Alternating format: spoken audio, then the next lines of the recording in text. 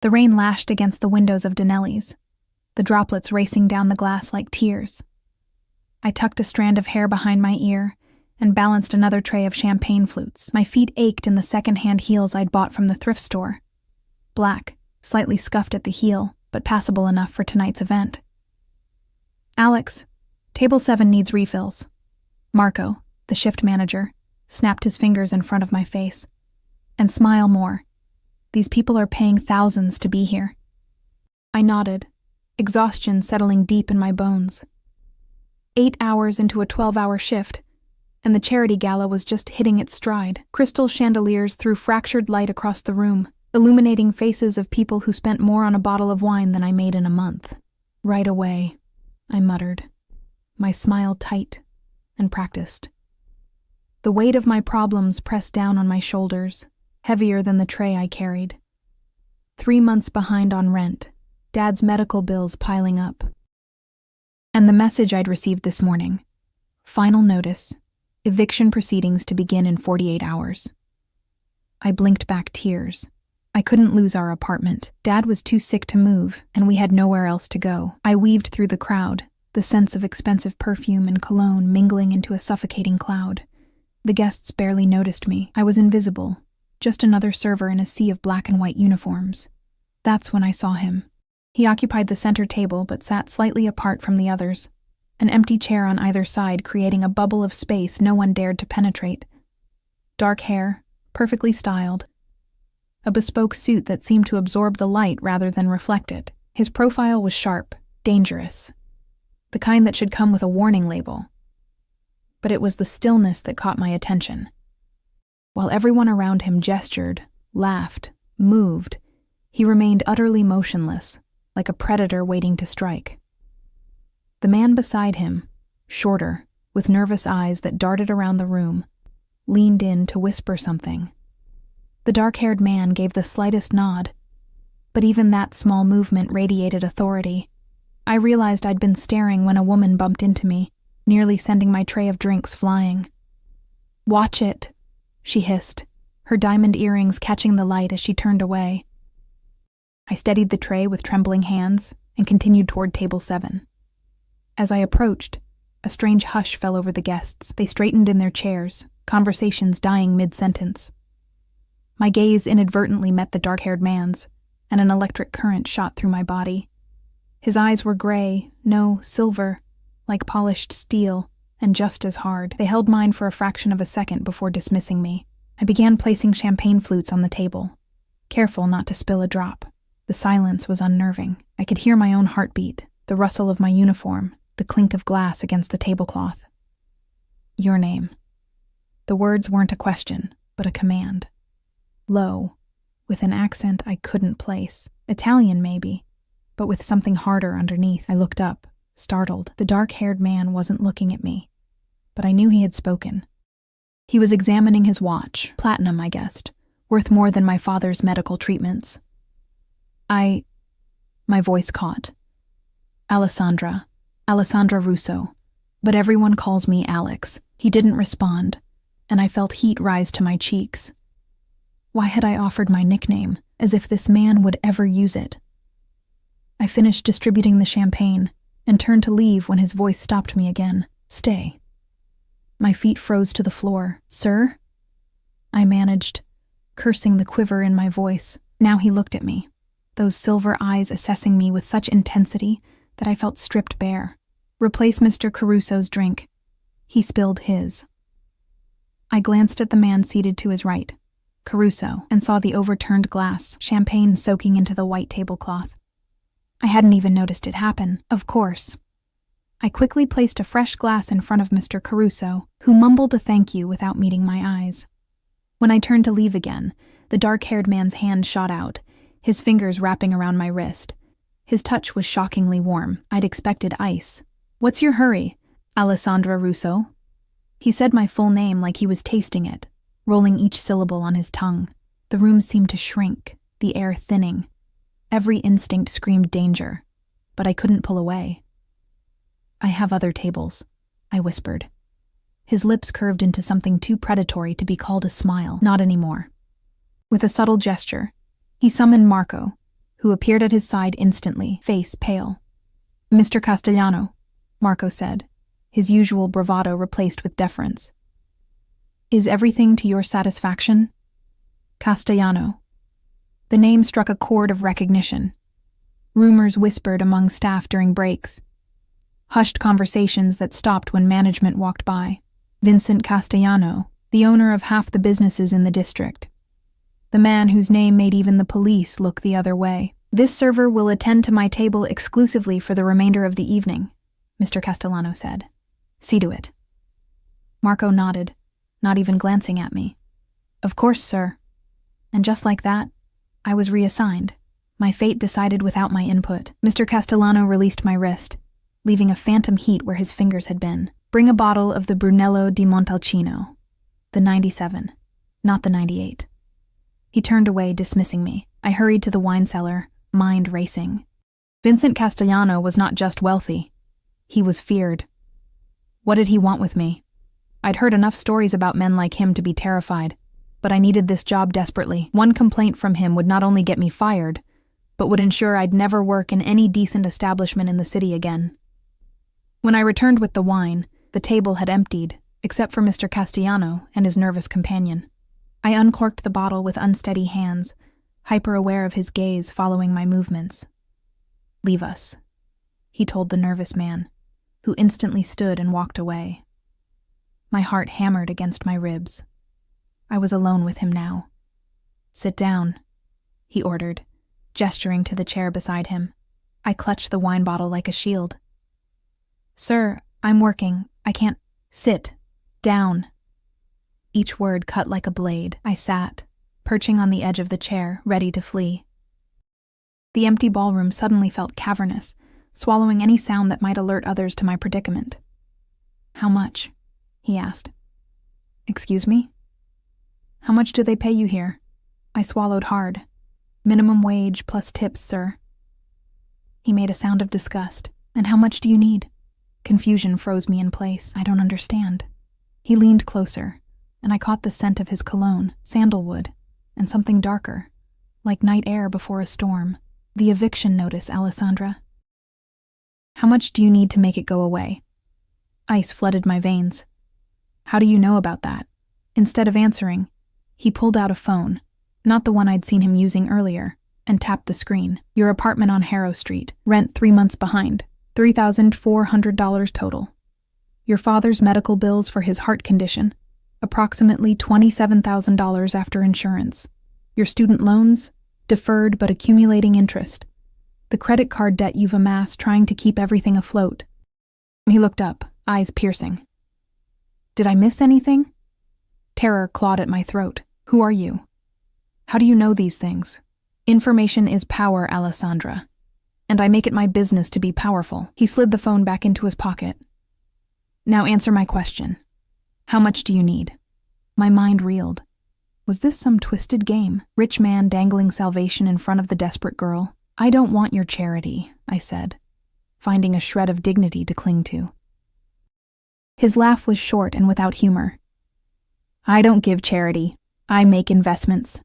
A chill ran down my spine. "What kind of investment?" Before he could answer, the ballroom doors burst open. A man in a dark suit strode in, his hand reaching inside his jacket. Mr. Castellano moved with shocking speed, grabbing my arm and yanking me to the floor just as the first gunshot cracked through the air. "Stay down," he growled in my ear, his body covering mine as glass shattered above us. More shots rang out, followed by shouts and the thundering of footsteps. Mr. Castellano's weight pressed me into the carpet, his heartbeat steady against my back while mine threatened to explode. "Sir!" a deep voice called out. "Area secured." Mr. Castellano rose in one fluid motion, pulling me up with him. My legs wobbled like a newborn colt's. 3 men in suits surrounded us, guns drawn. Beyond them, I glimpsed a body on the floor, a dark stain spreading across the marble. "Get her out of here," Mr. Castellano ordered, his hand still gripping my arm. "Take her to the penthouse. No one sees her, no one speaks to her." "Wait," I gasped, panic rising. "I can't. My father," his silver eyes locked onto mine. "Your father will be taken care of, but right now, you're in danger." Why? I don't understand. That bullet wasn't meant for me, Alessandra. His voice dropped lower. It was meant for you. The world tilted sideways. That's impossible. Why would anyone?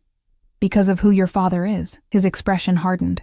Or rather, who he was before he became Michael Russo. My mind went blank. What are you talking about?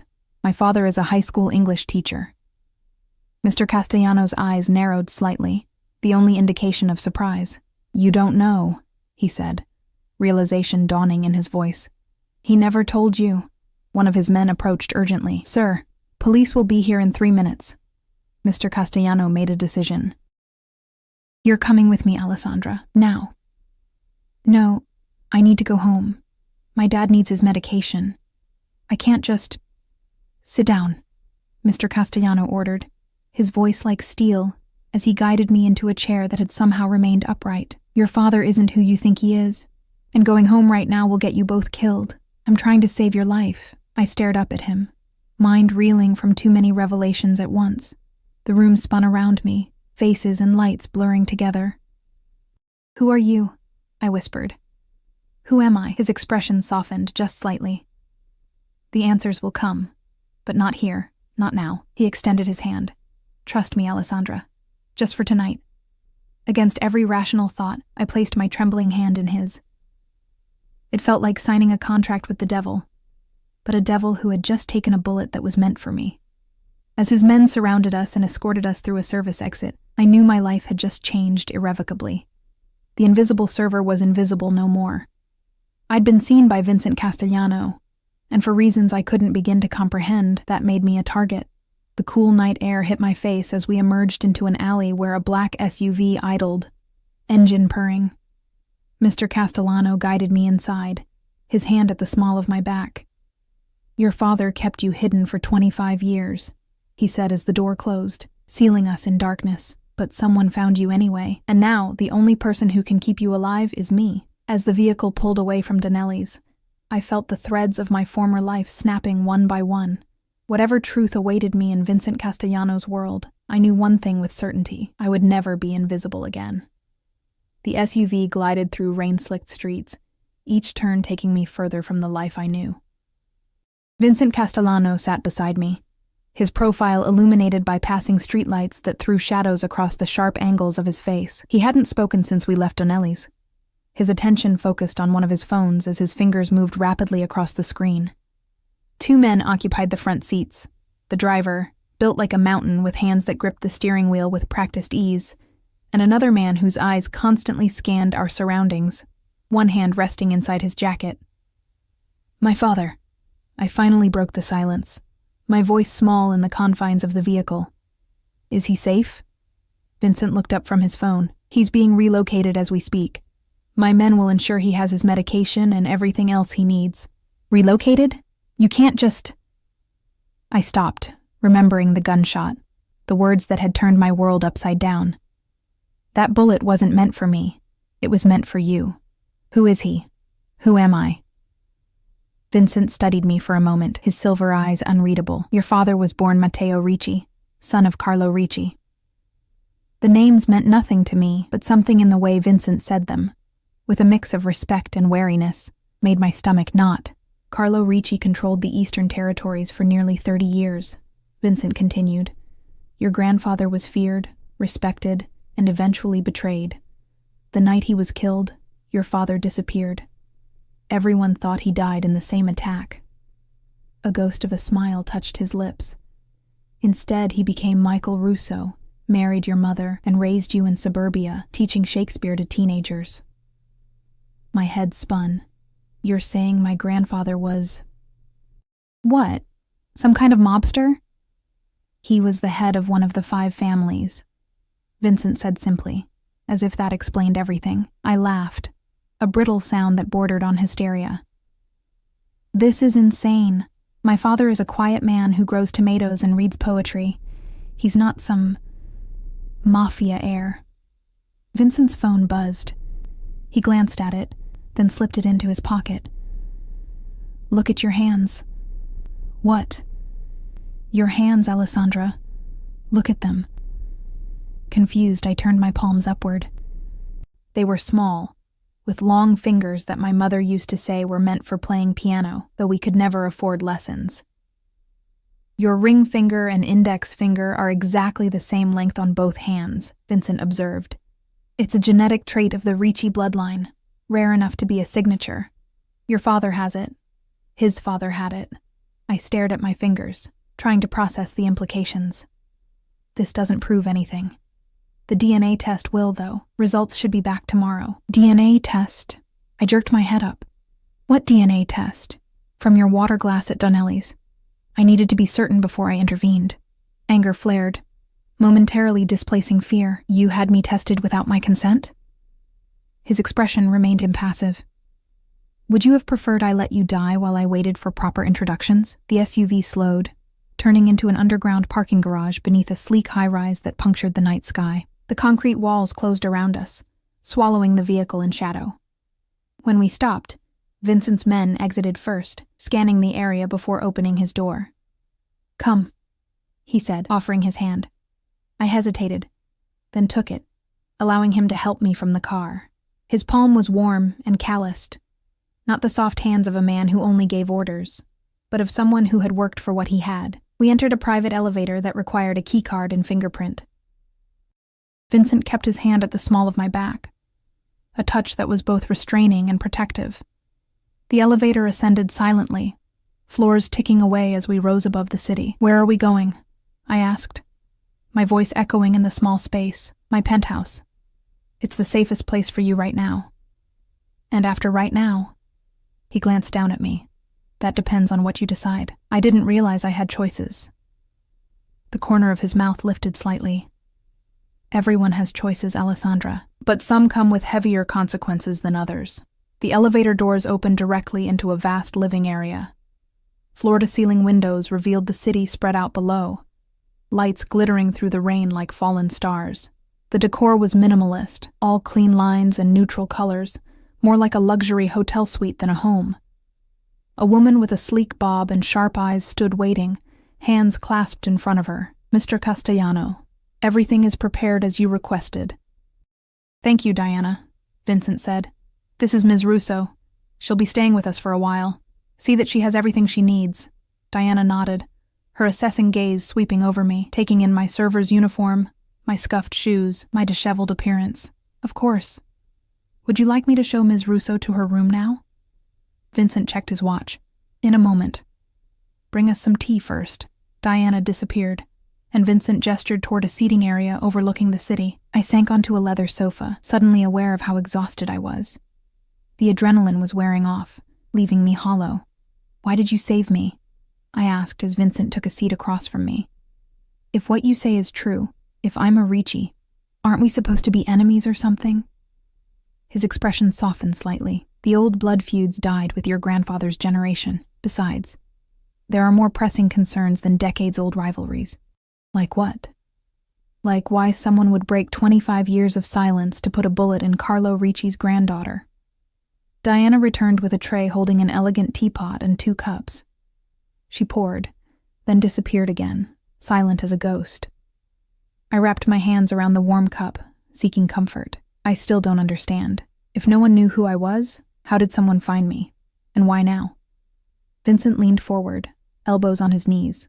In the dim light, with his tie loosened and a shadow of stubble darkening his jaw, he looked less like a fearsome Mafia boss and more like a tired man carrying too many secrets. 2 weeks ago, someone accessed sealed records from the night Carlo died.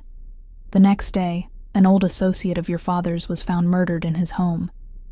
3 days after that, another. Someone is systematically eliminating everyone who knew about Matteo Ricci's escape. He paused. Your father must have realized he was being hunted. That's why he fell behind on payments. He was preparing to run. But he's sick, I protested. He can barely walk up a flight of stairs. Which is why he sent out distress signals instead. Distress signals? Vincent's expression was unreadable. Your apartment building is owned by a shell corporation that reports to a holding company that ultimately answers to me. Your father knew exactly who he was refusing to pay rent to. The implications hit me like a physical blow. He wanted you to notice us? To find me? Matteo was always clever. He knew he was running out of time. Vincent sipped his tea. What he didn't know was how close his enemies already were.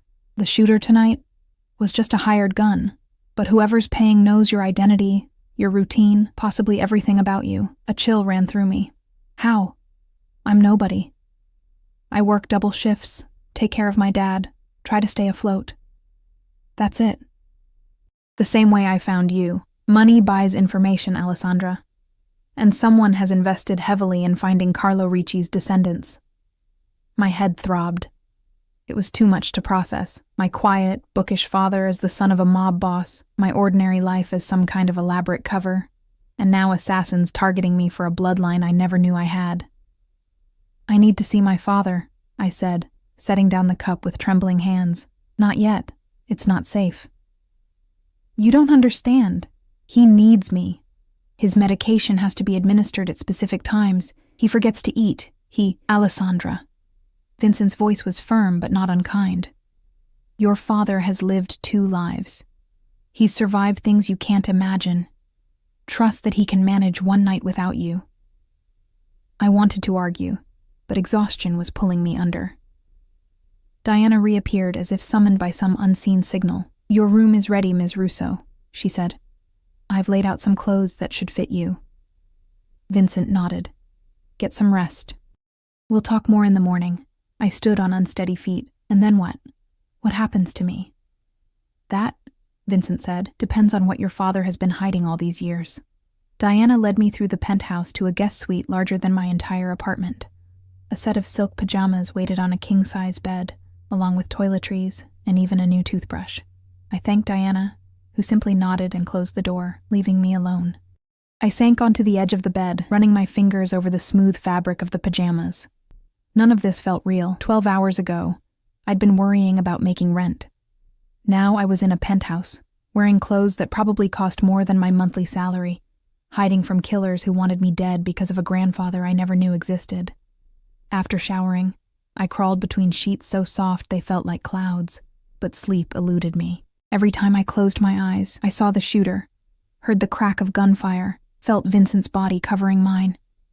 I kept replaying his words. That bullet wasn't meant for me. It was meant for you.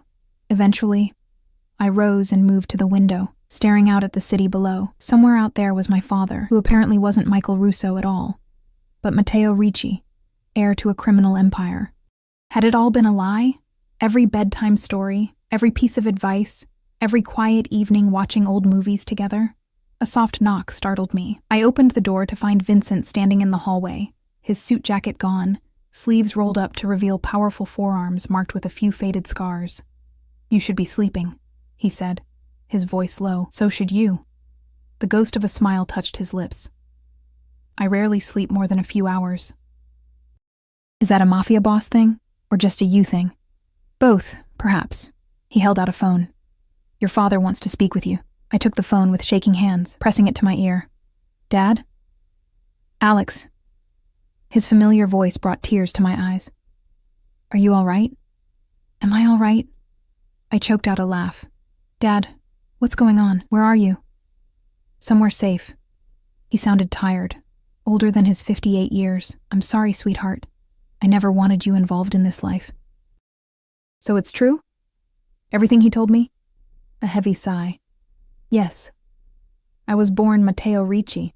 My father was Carlo Ricci. The confirmation hit harder than I expected. Why didn't you tell me? To protect you. If you didn't know, you couldn't accidentally reveal anything. But now someone found us anyway. Yes. The word was weighted with regret. Alex, listen to me carefully. You need to trust Vincent. I glanced at Vincent, who had moved away to give me privacy but remained within sight. Why? If he's in the same business your father was. Because he's kept his word to me for 25 years, my father interrupted. And because he's the only one who can protect you now. From what? Who's trying to kill me? I don't know yet, but Vincent will find out. Another heavy sigh. I have to go. Remember that I love you, Alex. Everything I've done, the lies, all of it, was to give you a normal life. Dad, wait. Trust Vincent, he repeated, and forgive me. The line went dead. I lowered the phone, my vision blurred with tears. Vincent approached, taking the phone from my numb fingers. "He's safe," he assured me. "My best men are with him." "He told me to trust you," I said, looking up at him. "Why would he say that? Who are you to him?" Vincent was silent for a long moment, his silver eyes unreadable. "I was 16 when your father disappeared," he finally said. "My own father had just died, leaving me vulnerable. The other families were circling. Matteo could have eliminated me then, one less rival for territory. Instead, he helped me escape, gave me enough money to start over somewhere else. But you didn't leave. No. I stayed and built my own empire." His jaw tightened. "When I was strong enough, I tracked him down to repay my debt. He asked only one thing, to keep watch over his daughter if anything ever happened to him." I stared at him, struggling to reconcile the dangerous man who commanded fear with a single glance with someone who would honor a decades-old promise. So all this, the penthouse, the protection, it's just repaying a debt? Something flickered in his eyes. It started that way. And now? Vincent stepped closer, close enough that I could feel the heat radiating from his body. "Now I find myself invested in your welfare beyond my obligation to your father." My breath caught. "Why?" His hand rose, hesitated, then gently tucked a strand of hair behind my ear. The touch was electric, sending a shiver down my spine. "Because you look at me without fear," he said softly. "Because you questioned me when everyone else obeys without thought. Because you worry about your sick father while assassins hunt you." His lips quirked. "And because you have the Ricci fire, even if you don't know it yet." Before I could respond, his phone buzzed. The moment shattered as he stepped back, checking the screen. "Try to sleep," he said, his voice returning to its usual commanding tone. "Tomorrow will be difficult." As he turned to leave, I called after him. "Vincent?" He paused, looking back. It was the first time I'd used his first name. "Thank you," I said, "for saving my life." Something softened in his expression. "Rest, Alessandra. I'll be close if you need me." After he left, I returned to bed. My mind still racing, but my heart oddly calmer. Whatever storm was coming, whatever truths awaited me about my family and my past, at least I wasn't facing them alone. I fell asleep thinking of silver eyes and gentle hands, wondering if the real danger wasn't the assassins hunting me, but the man who had sworn to protect me. Morning light filtered through the blinds, rousing me from a fitful sleep. For a disorienting moment, I didn't recognize my surroundings. The luxurious bedding, the spacious room, the panoramic view of the city. Then yesterday's events came rushing back. The shooting, Vincent's revelations, my father's confession. I sat up, rubbing my eyes. A soft knock at the door preceded Diana's entrance. She carried a tray with coffee and what smelled like freshly baked pastries. "Good morning, Miss Russo," she said, setting the tray on a small table by the window. "Mr. Castellano asked me to inform you that clean clothes are in the closet. He'll meet you in the dining room when you're ready." "Thank you," I said, self-conscious in the borrowed silk pajamas. "What time is it?" "Just after 9. She moved toward the door, then paused. "If I may, Mr. Castellano rarely brings guests here, especially not under protection. You must be very important."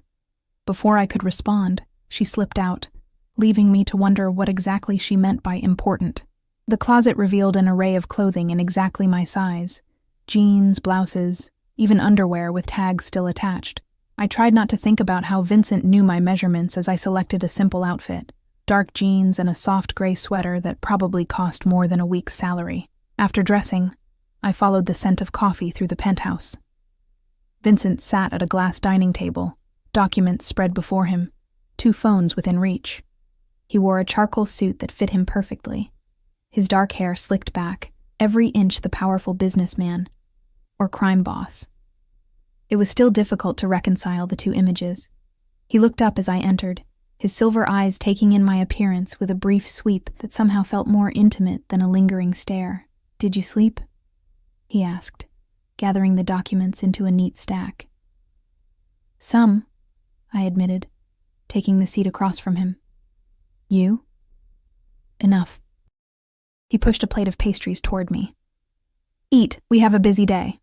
I selected a croissant, realizing I was famished. What happens now? Now we determine who's trying to kill you and why. Vincent poured coffee into a delicate cup and slid it toward me. The DNA results confirmed what I already knew. You are Carlo Ricci's granddaughter. I took a sip of the coffee, rich and smooth, unlike the bitter brew I made at home. Does that make me valuable or dangerous? Both, he said simply. The Ricci bloodline still commands respect in certain circles. Others would consider it a threat to be eliminated. But my father left that world behind decades ago. Why come after us now? Vincent's expression darkened. That's what we need to discover. Someone has gone to great lengths to find you, which suggests they believe your father took something when he disappeared. Something worth killing for after all these years. Like what? Money? Information? Perhaps? Vincent's phone buzzed. He glanced at it, then stood. Your father is here. My heart leapt. Dad? Here? In the secure room downstairs. I'll take you to him. We rode the elevator down several floors in silence. Vincent's presence filled the small space. His cologne, that same sandalwood and storm, making my head swim slightly. When the doors opened, 2 armed guards nodded respectfully as we passed. Vincent led me to a room that resembled a small apartment, with security monitors on one wall. And there, sitting in an armchair looking frailer than I remembered, was my father. Dad! I rushed to him, falling to my knees beside his chair. Up close, the toll of his illness was even more apparent. The pallor of his skin, the hollows beneath his cheekbones, the slight tremor in his hands as they clasped mine. Alex, he murmured, his eyes filling with tears. I'm so sorry. I squeezed his hands. Why didn't you tell me? All these years. He glanced past me to where Vincent stood by the door. Could we have a moment? Vincent hesitated, then nodded. 5 minutes. Then we need to talk. All of us. He stepped outside, closing the door behind him. My father sagged in his chair. This isn't how I wanted you to find out, he said, his voice thin with exhaustion. I thought I'd buried that life so deeply it would never touch you. What happened? Why did you leave it all behind? He closed his eyes briefly. The night my father was killed, I wasn't supposed to be at the compound. I'd defied him, gone to meet a girl. A sad smile touched his lips. When I returned, everyone was dead. My father, my uncles, cousins, even the staff. A bloodbath. I squeezed his hands tighter, horrified. I knew whoever did it would come for me next, he continued. So I ran, changed my name, my appearance, moved across the country. Then I met your mother, and for the first time in my life I knew peace. His eyes, so like mine, filled with tears. When she died giving birth to you, I swore I'd keep you safe from my past. I thought I had. But someone found us. Yes. His expression hardened slightly. Someone who knows that Carlo Ricci left something behind, something only his heir could claim. What are you talking about? Before he could answer, the door opened, and Vincent returned. Time's up. We need to talk strategy. My father straightened in his chair. Despite his illness, there was a new firmness in his posture, a shadow of the man he must have been before becoming Michael Russo. Vincent, he acknowledged. Your men are efficient. Thank you for protecting my daughter. I keep my promises, Matteo. Vincent took a seat across from us. But now I need the truth. What did Carlo hide that's worth killing for 25 years later? My father sighed heavily. Before my father died, he converted much of his wealth to diamonds. Untraceable, easy to transport. The night of the attack, he gave me a key to a safety deposit box and told me to run. Inside was a ledger with account numbers, property deeds, and the location of the diamonds. Did you take them? Vincent asked. No. I wanted nothing to do with blood money. I locked the ledger away and never looked back. And now someone else has learned of its existence, Vincent concluded. The question is who? My father looked troubled. There were rumors, even then, that my father's murder was orchestrated from within. A trusted advisor who wanted control. Salvatore Bianchi, Vincent said, his voice hardening. He disappeared the same night as the massacre, presumed dead. But if he survived, he'd be an old man now, my father pointed out. Old men have sons, grandsons. Vincent's eyes narrowed. Grudges and greed transcend generations in our world. Our world. Not my world, I thought, still struggling to reconcile my father. The man who cried during sad movies and taught high school English, with this stranger who spoke of massacres and blood money. What do we do? I asked, looking between them. Vincent leaned forward. We need to find the ledger before they do. Where did you hide it, Mateo? My father hesitated. A safe place. One only family could access. Something in his tone made me look at him more closely. Dad? What aren't you telling me? He reached for my hand, his fingers tracing the outline of my own. The key to finding it is in your blood, Alex. In our shared genes. The equal fingers, Vincent murmured, understanding dawning in his eyes. My father nodded. My father was obsessed with the family's genetic markers. He designed a security system keyed to specific genetic traits.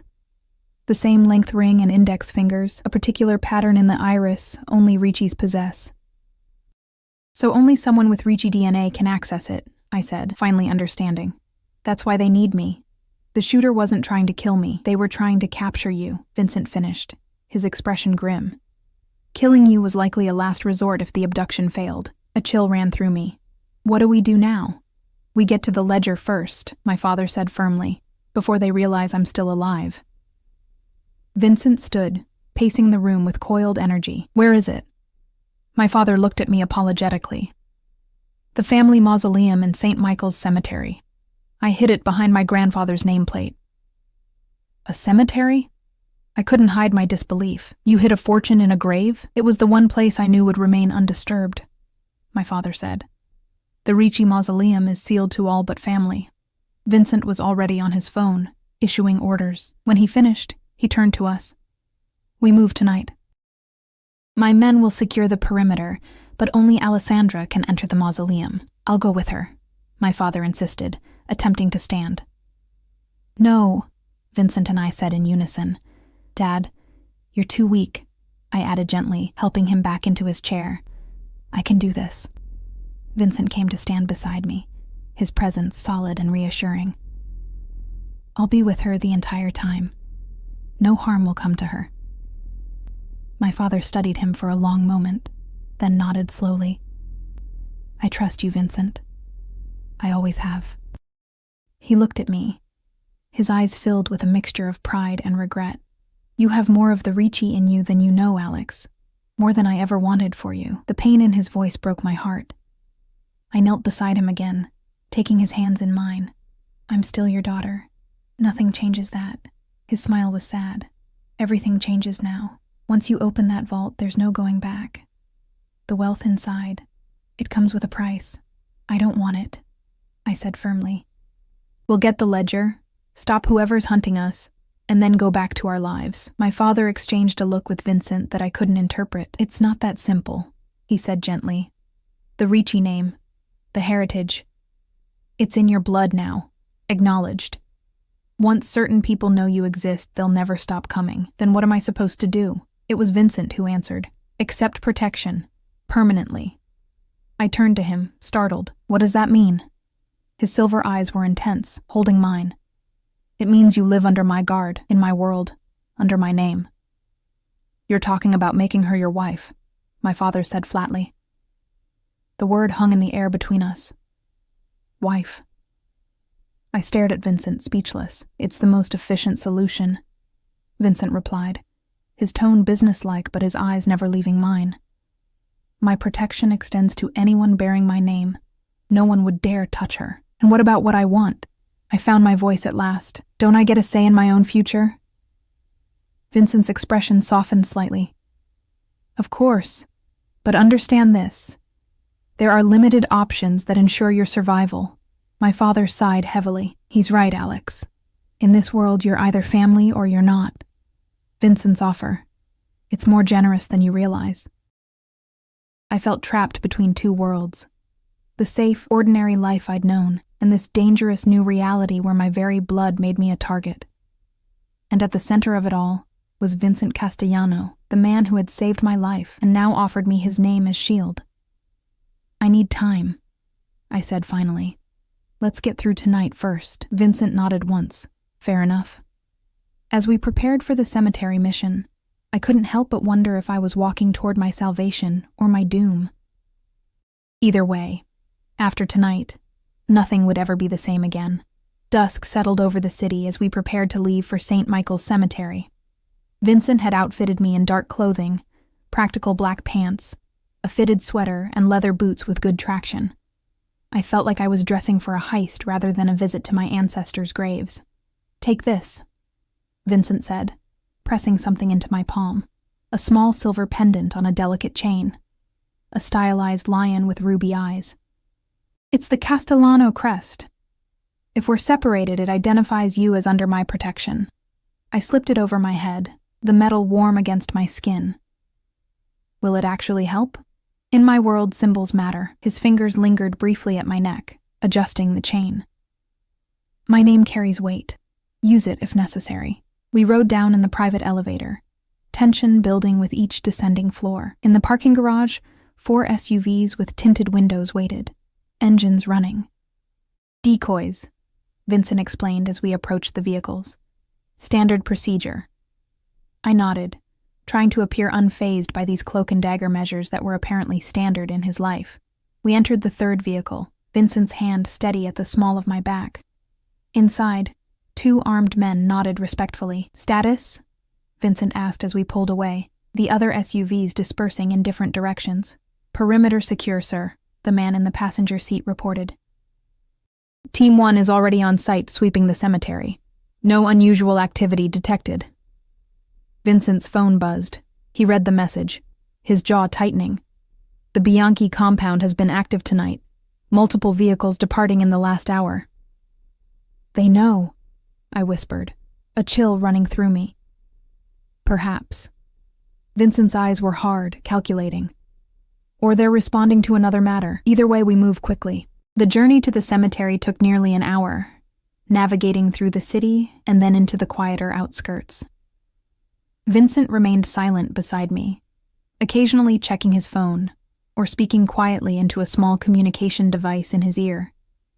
I stared out the window, watching as streetlights gave way to darker roads, trees casting long shadows in the moonlight. We finally stopped about a block from the cemetery entrance. Vincent turned to me, his expression grave. "The mausoleum is near the center, correct?" I nodded. "According to my father's directions, we'll approach on foot. Stay close to me." He checked a sleek handgun before tucking it inside his jacket. "If anything happens, you run. My men will find you." The night air was crisp, carrying the scent of autumn leaves and distant rain. Vincent led me along a path that skirted the main entrance, heading toward a less conspicuous side gate where a shadow detached itself from the wall, one of his men, who unlocked the gate for us with a quick nod. St. Michael's Cemetery stretched before us, a city of stone and marble beneath a canopy of ancient trees. Moonlight filtered through bare branches, casting ghostly patterns across the graves. In daylight, it might have been peaceful. At night, every shadow seemed to harbor threats. Vincent's hand found the small of my back, guiding me forward. We moved silently between headstones and monuments, our breathing forming small clouds in the cold air. I tried to focus on my father's directions, scanning for landmarks. "There," I whispered, pointing to a hill crowned with larger mausoleums. "The Ricci tomb should be on the eastern slope beneath an oak tree." Vincent murmured something into his communication device, and I glimpsed movement in the distance, his men taking positions around the area. We climbed the gentle slope, my heart pounding harder with each step. What if my father was wrong? What if the ledger wasn't there?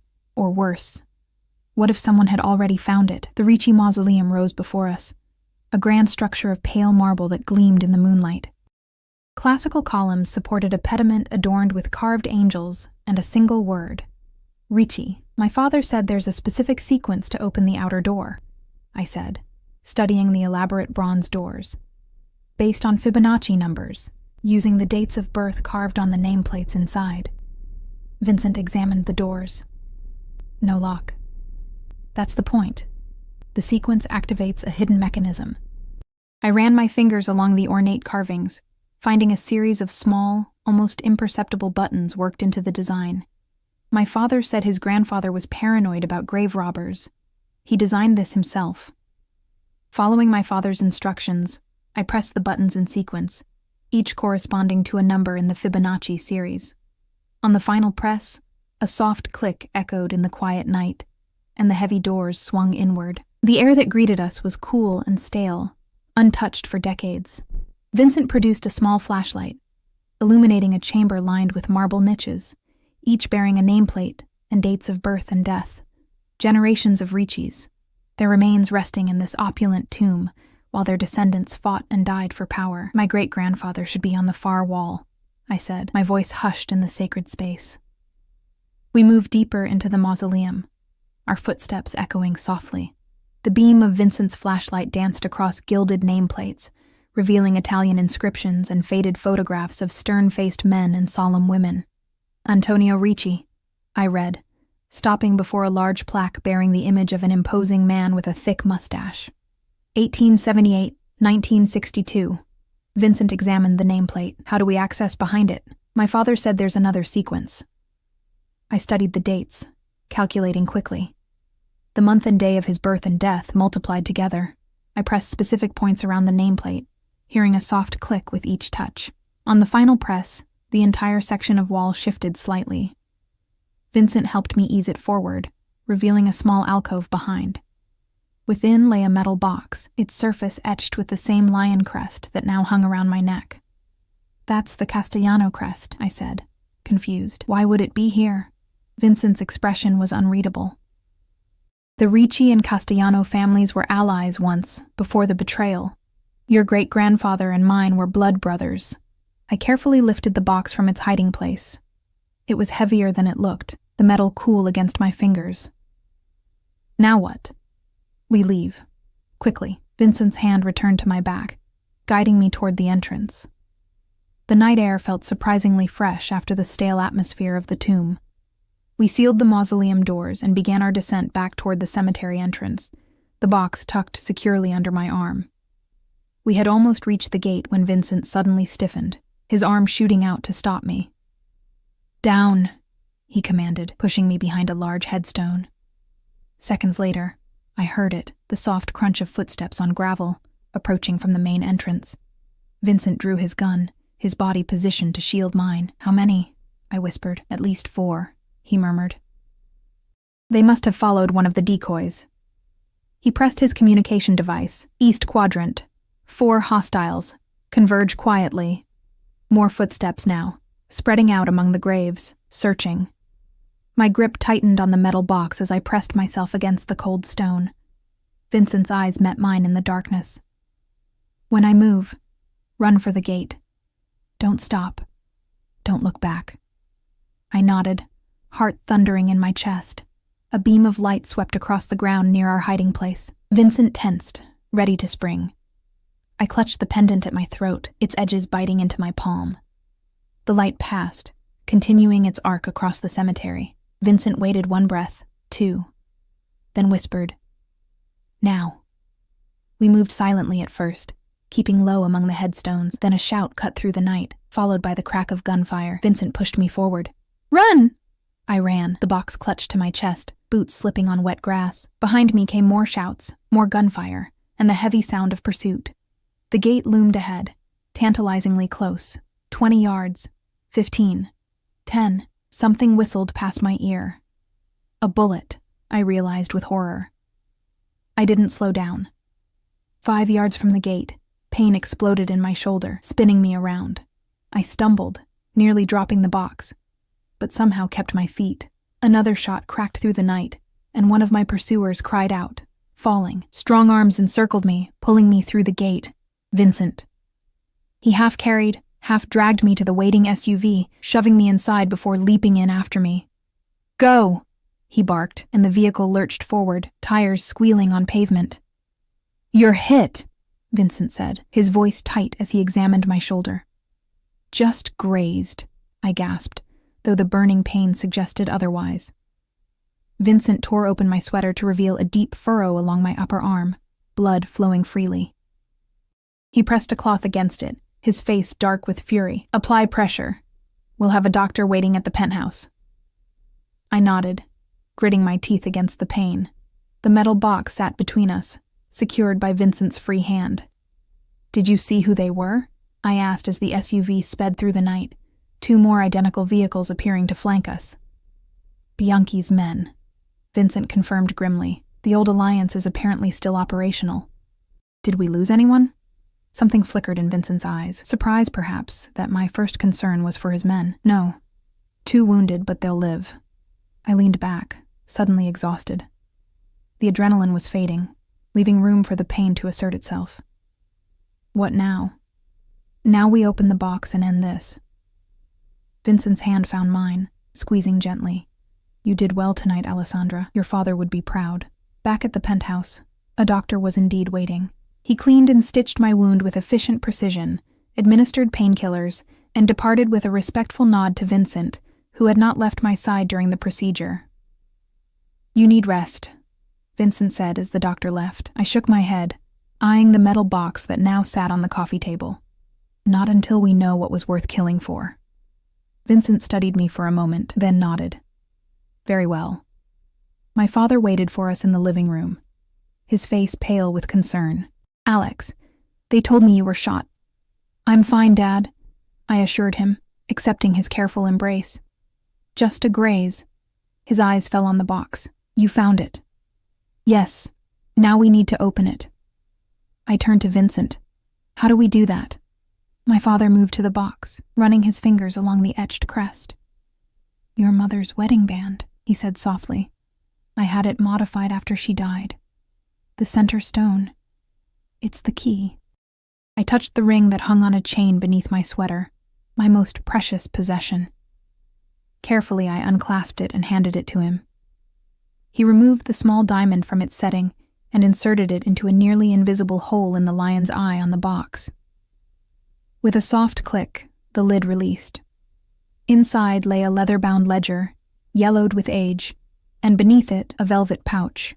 My father opened the ledger first, its pages filled with neat columns of numbers, addresses, and names. "The Ricci Empire," he murmured. "Properties, accounts, contacts, everything Carlo built over his lifetime." Vincent examined a page over my father's shoulder. Most of these accounts would be long frozen, but the properties... His finger traced a list of addresses. Many of these would still be valid, worth millions, perhaps billions in today's market. My father set the ledger aside and opened the velvet pouch. Diamonds spilled onto the table, catching the light. Dozens of them, each the size of a small pebble. "Untraceable wealth," Vincent said softly. "Enough to rebuild an empire." I stared at the glittering stones, feeling strangely detached. This is what they were willing to kill for? Rocks and old paper? "Power," Vincent corrected. "These represent power, Alessandra. The ability to start over, to challenge existing hierarchies." He looked at my father. "Salvatore Bianchi has been consolidating his position for years. With this ledger, he could claim everything that was once Carlo's. And now?" I asked. "What happens to all this?" My father closed the pouch, his expression resolute. "It belongs to you, Alex. You're the last Ricci." I shook my head. "I don't want it. Any of it." "It's not that simple," Vincent said, his voice gentle but firm. "Whether you claim it or not, others know you exist now. They'll never stop coming for what they believe should be theirs." The weight of his words settled over me. There was no going back to my old life. Waitressing shifts and quiet evenings with my father. That world was gone forever. "Then what do I do?" I asked, looking between the 2 men who had shaped my destiny without my knowledge. My father, who had hidden me from this world, and Vincent, who had pulled me into it. Vincent's silver eyes met mine. "You embrace your heritage. You take what's yours, and you let me protect you while you do." In that moment, I understood what he was really saying. The protection he offered came with a price. Becoming part of his world permanently. Becoming his. As if reading my thoughts, he added softly, The choice is still yours, Alessandra. It always will be. 3 days passed in a blur of revelations and decisions. My father's condition worsened slightly from the stress of our cemetery excursion, confining him to bed rest under the watchful eye of Vincent's private physician. I spent most of my time at his side, discussing the past he had hidden and the future that loomed before me. "I never wanted this life for you," he said on the third afternoon, his voice weaker than the day before. "I thought by running, by becoming someone else, I could give you freedom from the Ricci legacy." I squeezed his hand gently, mindful of the IV that delivered his medication. "You gave me 25 wonderful years, Dad. No one could ask for more. But now you're faced with impossible choices." His eyes, so like mine, filled with regret. "Vincent Castellano is a dangerous man, Alex. Powerful, feared, but he's honorable in his own way." "You trust him," I observed. It wasn't a question. "With your life?" "Yes." My father sighed. "With your happiness? That depends on you." Outside my father's room, Vincent's world continued to move at a relentless pace.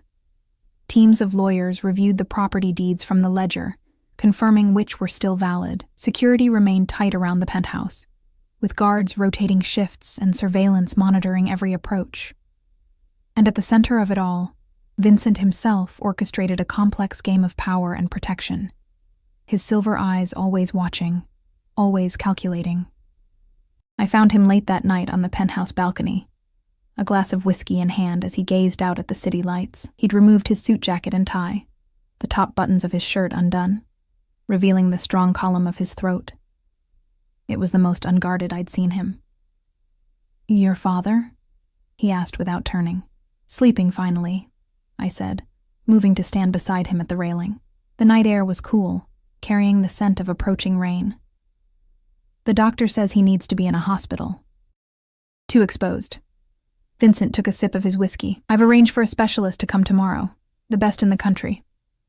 I nodded, grateful yet again for his resources. "Any news about the Bianchis?" "They've gone quiet. Regrouping, most likely." His jaw tightened. "Salvatore's grandson, Marco, has taken over operations. He's young, ambitious, dangerous. You know him?" A ghost of a smile touched Vincent's lips. "We attended the same boarding school, ironically. Even then, he had a reputation for cruelty." I processed this, trying to imagine Vincent as a schoolboy. It seemed impossible to reconcile the powerful man beside me with a child in a uniform. "The lawyers have verified ownership of 7 properties so far," Vincent continued. 2 in this city, others in Miami, Chicago, and overseas. All still in the Ricci name, all valuable.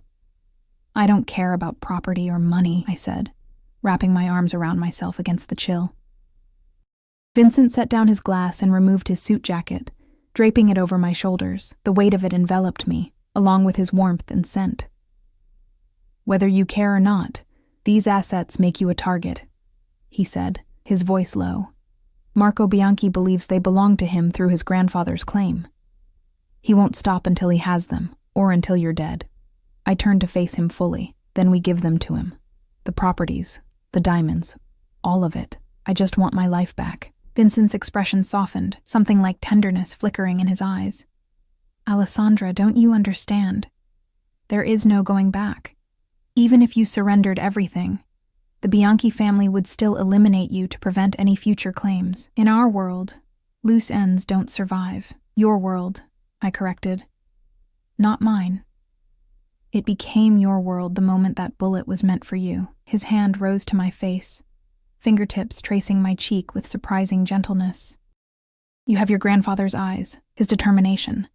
The Ricci blood runs strong in you, whether you acknowledge it or not." I leaned into his touch despite myself. "So what do I do? Hide forever? Live in fear?" "No." His voice was firm. "You take what's yours. You build something stronger than what they can destroy. And you align yourself with power that even the Bianchis won't challenge. You," I whispered. Vincent nodded, his thumb brushing my lower lip. "Me." The proposal that had hung unspoken between us for days suddenly crystallized into reality. "You're asking me to marry you?" "Yes." No romantic declarations, no flowery words, Just that single, decisive syllable. My name, my resources, my protection. All yours. And what do you get from this arrangement? His silver eyes darkened. The Ricci assets would double my territory. Together, our families would control the eastern seaboard. No one would dare challenge us. A business merger, then. I stepped back, his jacket sliding from my shoulders. How romantic. Vincent caught the jacket before it fell, his other hand grasping my wrist. Don't mistake pragmatism for lack of desire, Alessandra. His voice dropped lower, rougher. I've wanted you since I first saw you at Donnelly's. The business advantages are secondary. Heat rushed to my face. You barely know me. I know enough. His grip on my wrist loosened, becoming a caress. I know you work double shifts to care for your father. I know you wear secondhand shoes but give your tips to the busboy who's saving for college. I know you read poetry to your father when his eyes are too weak to see the pages. I stared at him, startled by how much he'd observed. You've been watching me. For months, he admitted without shame. Ever since your father stopped paying rent. His signal that trouble was coming. The realization that Vincent had been present in my life long before I knew him was both unnerving and strangely comforting. So when you came to Donnelly's that night, I was there to meet you, to see for myself if Matteo Ricci's daughter was worth protecting. A smile touched his lips. You exceeded every expectation.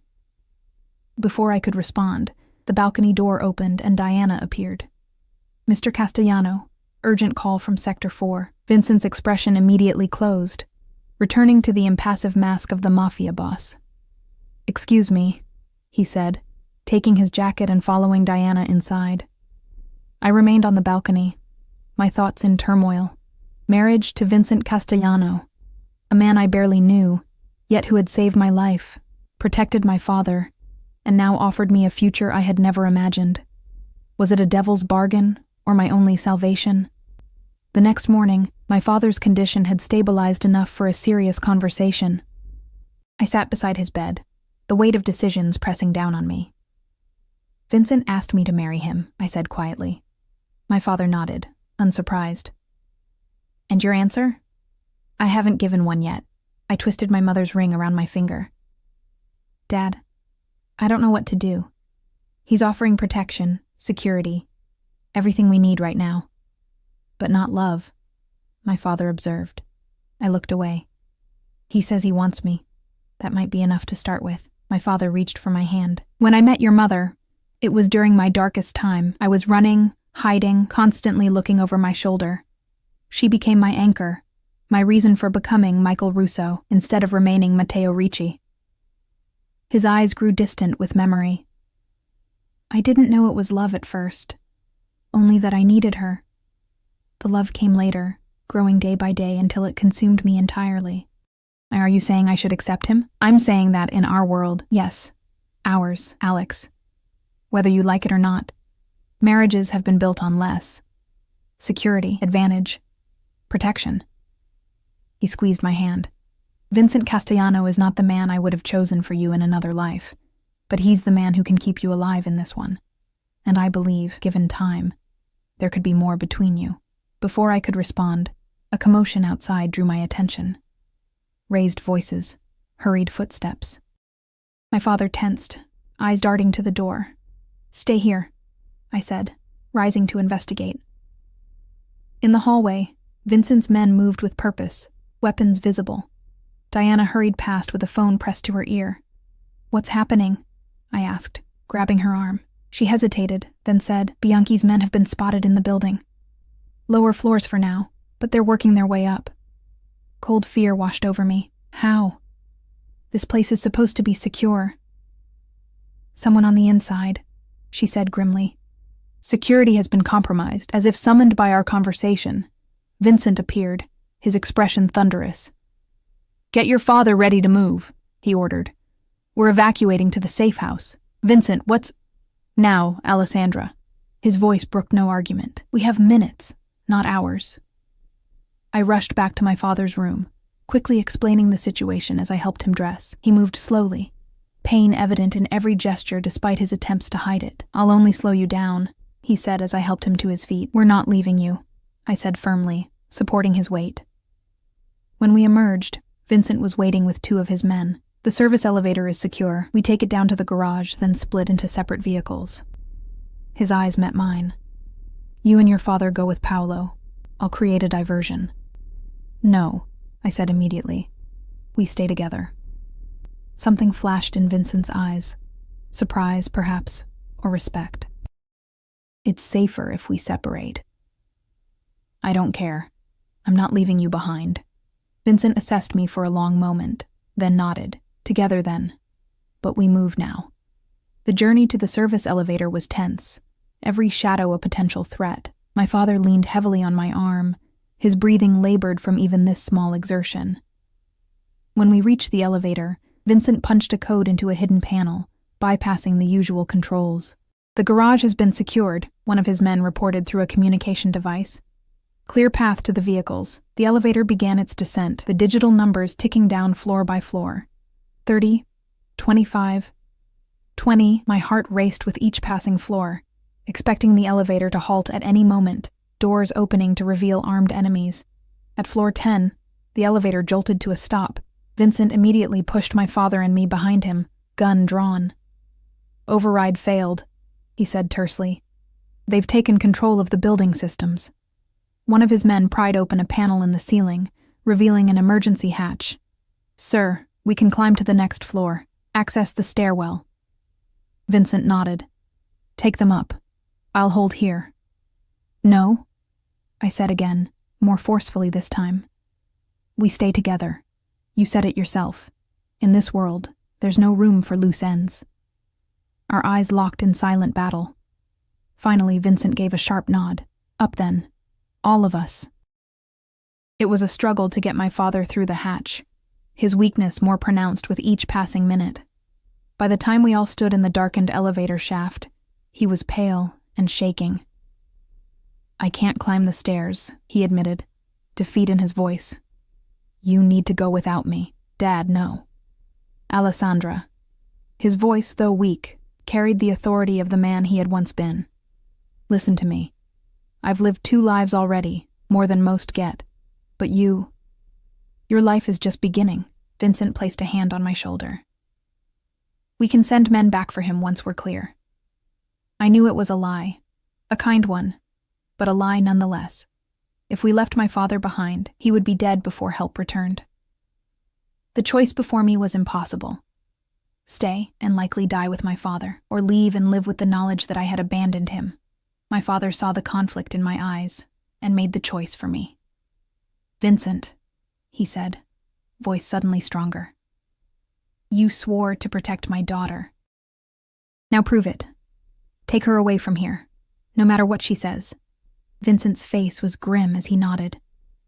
You have my word, Matteo. Before I could protest, my father pulled me into a fierce embrace. I love you, Alex. I always have. Everything I've done was to protect me, I finished, tears streaming down my face. I know, Dad. I love you too. He pressed something into my palm, the velvet pouch of diamonds. Your inheritance. Use it wisely. Then he pushed me toward Vincent. Go. Now. Vincent's arm wrapped around my waist, practically lifting me as I fought to stay. We have to move, he said in my ear. Don't let his sacrifice be for nothing. The last image I had of my father was of him standing straight and proud in the elevator shaft, no longer the frail man I had known, but Matteo Ricci once more, facing his destiny with courage. We climbed to the next floor and forced open the elevator doors, emerging into an empty hallway. Vincent led us through a series of service corridors, avoiding the main hallways where Bianchi's men would be searching. My mind was numb, moving on autopilot as we descended through the building. When gunfire erupted behind us, I barely registered it. Vincent pushed me into an alcove, shielding me with his body as his men returned fire. Stay with me, Alessandra, he said fiercely, his face inches from mine. I need you focused. Your father needs you to survive this. His words penetrated my fog of grief. I nodded, straightening. What do we do? We're 2 floors from the garage. We make a run for it when I give the signal. His silver eyes held mine. And when we're clear, I need your answer. My answer? to my proposal. Even in the midst of chaos, his intensity was unwavering. If you're mine, I can bring the full force of my organization against Bianchi. If not, he left the alternative unspoken. In that moment, with bullets flying and my father sacrificing himself for my escape, the decision crystallized with perfect clarity. The old Alex, the invisible server with secondhand shoes, was already gone. What remained was blood of the Ricci line, heir to an empire built on power and fear. I reached up, touching Vincent's face. "Yes," I said, "I'll marry you." Something fierce and possessive flashed in his eyes. Without warning, he kissed me, hard, demanding, claiming. Heat surged through me, banishing grief and fear, replacing them with a strange new power. When he pulled back, his expression was transformed, no longer merely protective, now triumphant. "Now let's kill these bastards and avenge your father," he said. "He's not dead yet," I reminded him, a steel I didn't recognize entering my voice. Vincent's smile was predatory. "And neither are we." The firefight that followed was a blur of noise and movement. Vincent's men created a corridor for us, and we ran. Through service hallways, down emergency stairs, finally emerging in the garage where more of Vincent's people waited with vehicles running. As we sped away from the penthouse, explosions rocked the building behind us, Vincent's parting gift to Bianchi's men. I watched through the rear window as flames licked up the side of the tower, knowing my father was still inside but understanding his choice with a clarity that came from my newly awakened Ricci blood. "We'll return for him," Vincent promised, his hand finding mine in the darkness of the car. "Dead or alive, we'll bring him home," I nodded, feeling a transformation completing within me. Alessandra Russo was fading, and someone new was taking her place. Someone with my face and voice, but with an ancient legacy coursing through her veins. "Where to now?" I asked. Vincent's fingers tightened around mine. "To war, Alessandra. First we secure you as my wife, then we destroy the Bianchis completely." As the city blurred past our windows and dawn broke on the horizon, I realized I was no longer afraid. The bullet meant for me that first night at Donnelly's had missed its mark, but it had still killed someone, the innocent, invisible girl I had been. In her place sat the future Mrs. Castellano, last of the Ricci line, about to take her place beside the most dangerous man in the city. Vincent had saved my life that night at Donnelly's, just as he'd promised. But in doing so, he had bound me to a destiny I never could have imagined, one where danger and power walked hand in hand, and love and fear were opposite sides of the same deadly coin. I wasn't running from my heritage anymore. I was embracing it, and heaven help anyone who stood in my way.